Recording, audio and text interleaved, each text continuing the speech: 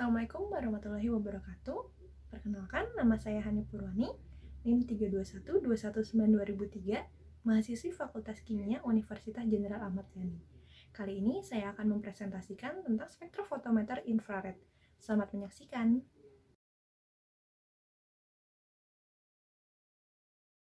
Spektrofotometer infrared didasarkan pada penyerapan panjang gelombang inframerah. Cahaya inframerah terbagi menjadi inframerah dekat, pertengahan, dan jauh. Inframerah pada spektrofotometri adalah inframerah jauh dan pertengahan yang mempunyai panjang gelombang antara 2,5 sampai 1000 mikrometer. Dalam pembagian daerah spektrum inframerah tersebut, daerah panjang gelombang yang digunakan pada alat spektrofotometer inframerah yaitu daerah inframerah pertengahan dan daerah inframerah jauh. Spektrofotometer inframerah mempunyai sistem optik yang serupa dengan ultraviolet atau sinar tampak. Tetapi perbedaan utamanya terletak pada sumber energi dan sel. Sumber radiasi pada spektrofotometri ialah bias laser. Oleh karenanya, sinar inframerah mempunyai energi yang lebih rendah dari sinar ultraviolet atau sinar tampak. Maka tebal sel yang dipakai pasti lebih tipis daripada spektrofotometer lainnya. Spektrofotometer infrared dan spektrofotometer forward transfer infrared. Pada dasarnya, spektrofotometer FTIR adalah sama dengan spektrofotometer infrared. Yang membedakannya adalah pengembangan pada sistem optiknya sebelum berkas sinar inframerah melewati sampel. Sistem optik pada inframerah menggunakan 5 buah lensa, di mana lensa tersebut berfungsi sebagai media pembiasan dari sumber berupa sinar inframerah. Pada kali ini, saya akan menjelaskan tentang spektrofotometer inframerah. Prinsip kerja dari spektrofotometer inframerah yaitu, jika senyawa organik dikenai sinar inframerah yang mempunyai frekuensi tertentu, sehingga beberapa frekuensi tersebut diserap oleh senyawa tersebut.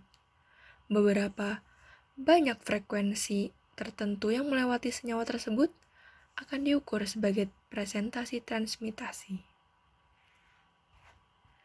Mekanisme kerjanya yaitu, yang pertama, radiasi inframerah dihasilkan sebagai akibat pemanasan pada temperatur tinggi oleh pemanasan listrik terhadap suatu bahan yang berada pada sumber energi tersebut. Yang kedua, radiasi inframerah terbagi dua, yaitu menuju tempat sampel dan pembanding. Yang ketiga, setelah sinar inframerah displit, sinar terbagi menjadi dua arus, yaitu sinar yang menuju sampel dan sinar yang menuju larutan baku pembanding. Yang keempat, kedua berkas sinar tersebut masuk ke chopper, sehingga keluar output sinar yang diteruskan. Kelima, sinar masuk melalui celah atau entrance pada monokromator. Keenam, sinar diarahkan masuk melalui celah atau entrance pada monokromator ke bagian grating monokromator. Pada bagian grating ini, sinar difokuskan. Yang ketujuh, sinar keluar melalui celah atau entrance slit dan masuk ke alat scan frekuensi, lalu diteruskan ke detektor. Oleh detektor, sinar diubah menjadi sinyal elektrik dan diperkuat oleh amplifier. Sinyal diinterpretasikan dalam bentuk spektrum inframerah dengan bantuan perangkat lunak komputer.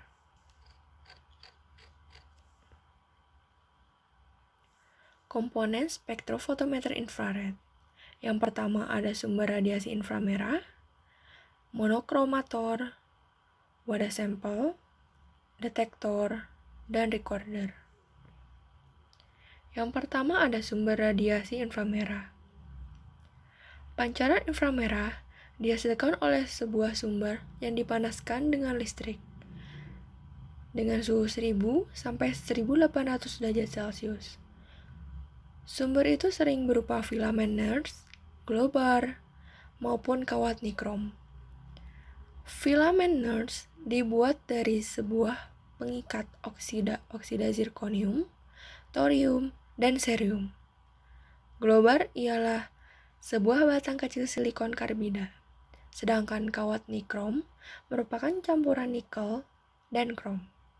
Kawat nikel krom ini berbentuk spiral dan mempunyai intensitas radiasi lebih besar dari Nernst globar dan globar, tapi umumnya lebih panjang. Yang kedua, ada monokromator. Monokromator ini terdiri dari sistem celah masuk dan celah keluar. Alat pendispersi yang berupa kisi difraksi atau prisma, dan beberapa cermin untuk memantulkan dan memfokuskan sinar. Yang ketiga ada wadah sampel. Wadah sampel atau sel tergantung dari jenis sampelnya. Untuk sampel berbentuk gas, digunakan sel gas dan lebar sel atau panjang berkas radiasi 40 meter. Wadah sampel untuk sampel berbentuk cairan umumnya mempunyai panjang berkas radiasi kurang dari 1 mm. Biasanya dibuat lapisan tipis di antara dua keping senyawa yang transparan terhadap radiasi inframerah. Yang keempat ada detektor. Detektor pada spektrofotometer inframerah merupakan alat yang bisa mengukur atau mendeteksi energi radiasi akibat pengaruh panas. Terdapat dua macam detektor, yaitu termokapel dan bolometer. Yang kelima ada recorder.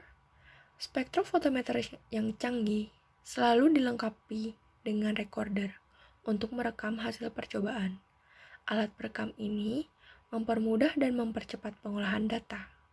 Data absorpsi mulai dari panjang gelombang 2,5 mikron hingga 25 mikron direkam secara otomatis. Berikut ini terdapat contoh spektrum dari inframerah diambil dari sebuah jurnal, yaitu Isolasi dan Karakterisasi Senyawa Metabolit Sekunder fraksi etil asetat dari kulit batang tumbuhan Bauhinia purpurea. Didapatkan spektrum inframerah seperti berikut. Spektrum inframerah memperlihatkan 4 pita serapan penting pada 3.367 per cm, yaitu pita serapan OH atau alkohol, 2.923 per cm pada pita serapan CH, diikuti dengan 1.646,91 per cm pada pita serapan C dengan C, yaitu alkena, dan diikuti dengan 1.049 per cm, yaitu pita serapan dari CO. Umumnya, spektrofotometer infrared digunakan untuk mengidentifikasi gugus fungsi pada suatu senyawa, terutama senyawa organik. Setiap serapan pada panjang gelombang tertentu menggambarkan adanya suatu gugus fungsi spesifik. Berdasarkan analisis spektroskopi, menunjukkan bahwa senyawa hasil isolasi dari jurnal tersebut yaitu adalah suatu steroid yang diduga bernama stigmas 5N3-oglycopyranosida. Berikut adalah daftar pustakanya.